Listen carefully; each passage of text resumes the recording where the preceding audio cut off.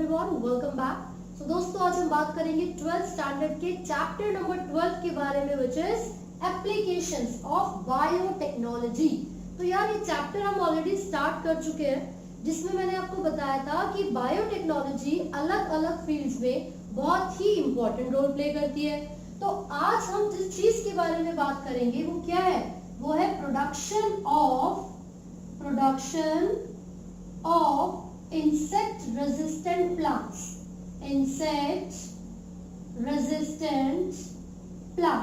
किस तरीके से हम ऐसे प्लांट्स को प्रोड्यूस कर सकते हैं जो कि इंसेक्ट से रेजिस्टेंट हो, यानी कि अगर इंसेक्ट्स उन प्लांट्स को डिस्ट्रॉय करने के लिए, खाने के लिए, डैमेज करने के लिए आएंगे तो वो इंसेक्ट्स खुद ही मर जाएंगे, है ना, और हमारी क्रॉप को, हमारी खेती को कुछ नहीं होगा। तो इसके लिए मैं आपको बताऊं, एक बैक्टीरिया है, बड़े काम का बैक्टीरिया है। उस बैक्टीरियम का नाम है बैसिलस thuringiensis। तो फटाफट से लिख लेते हैं, किस बैक्टीरिया की हम बात कर रहे हैं? Bacterium, there is a bacterium whose name is Bacillus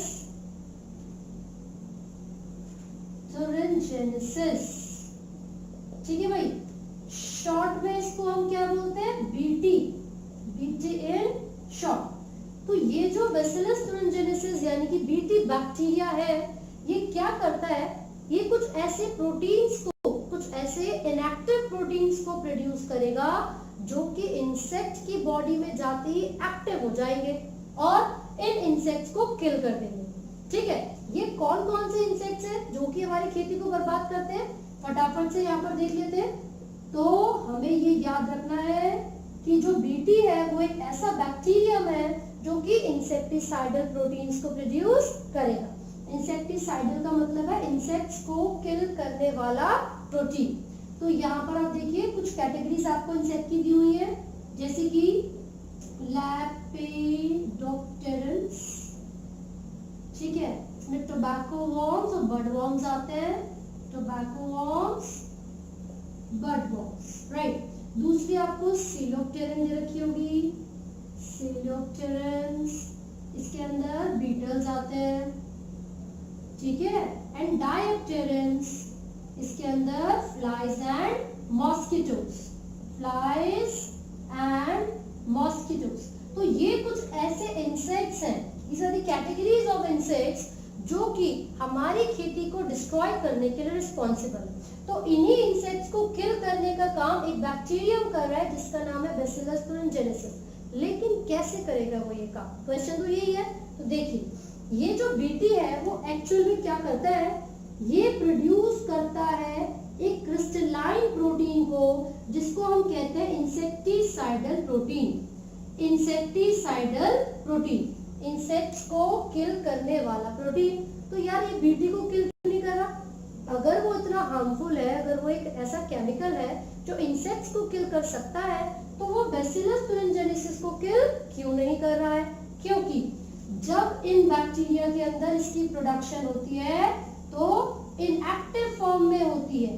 कैसी फॉर्म में होगी? इनएक्टिव फॉर्म में होगी, ठीक है।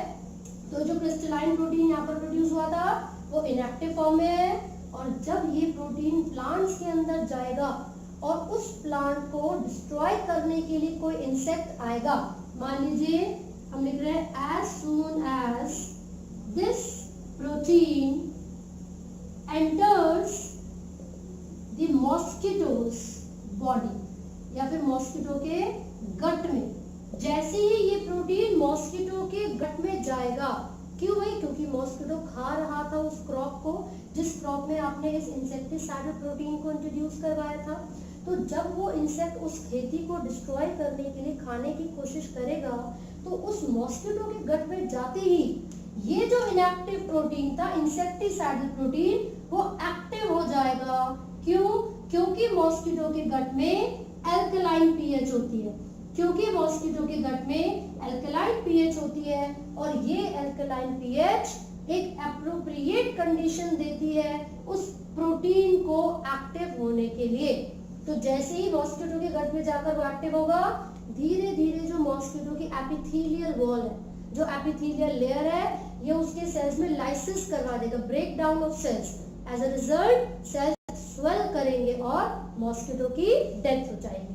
तो क्या होता है भाई एक्टिव होने पर एपिथेलियल लेयर के जो सेल्स होंगे, सेल्स ऑफ एपिथेलियल लेयर्स क्या करेंगे, लाइसिस करेंगे, लाइसिस करके स्वेल करके एज अ रिजल्ट क्या होगा, जो मॉस्किटो होगा उसकी डेथ हो जाएगी। तो इस तरीके से हमने देखा कि बीटी बहुत इंपॉर्टेंट रोल प्ले कर रहा है प्लांट की जो प्रोडक्शन है उसको इंक्रीज करने में, प्लांट्स को इंसेक्ट रेजिस्टेंट बनाने में, राइट।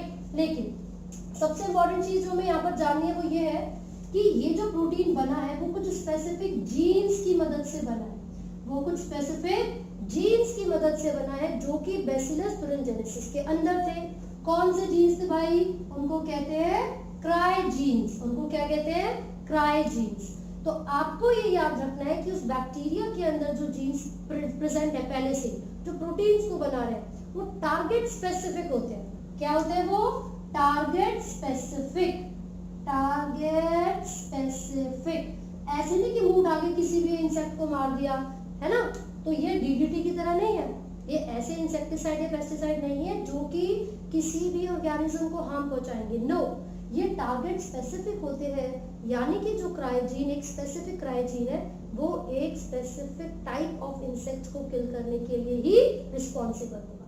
तो आपके AC एंड Cry2AB ये कुछ ऐसे जीन्स हैं जो कि रिस्पॉन्सिबल है इंसेक्टिसाइडल प्रोटीन्स को बनाने के लिए, और किसको किसको किल करेंगे, कौन से इंसेक्ट को, cotton ball worms, cotton ball worms, यानी कि कॉटन की खेती को डिस्ट्रॉय करने वाले जो वॉर्म्स हैं उनको किल करने के लिए यही दोनों जीन्स कुछ प्रोटीन्स को रिलीज करेंगे।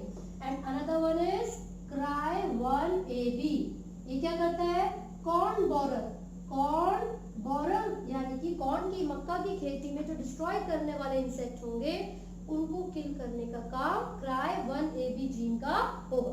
क्लियर है। तो ये हमने पढ़ा है किस तरीके से प्लांट्स में ये जो इंसेक्ट्स बीमारी करवाते हैं या फिर ये जो इंसेक्ट पूरी खेती को डिस्ट्रॉय कर देते हैं, हमें उनसे रेजिस्टेंस कैसे मिलेगा। तो किसका यूज किया था हमने, आपको इस बैक्टीरियम का नाम याद रखना है, क्या प्रोड्यूस कर रहा था वो, क्रिस्टलाइन इंसेक्टिसाइडल प्रोटीन।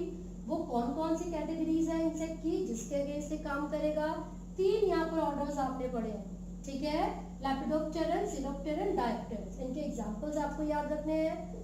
मॉस्किटो के गट में जाकर वो एक्टिव क्यों हो रहा था, एल्कलाइन पीएच की वजह से, right. So this is all from this particular topic. यहाँ तक आप अच्छे से पढ़िए और जो भी डाउट्स है वो आप पूछ सकते हैं, कमेंट्स कर सकते हैं। और मैं देख रही हूँ आप लोग वीडियो देखते हैं पर लाइक शेयर और सब्सक्राइब नहीं करते हैं, राइट, करना है, ठीक है। So all the best, thank you.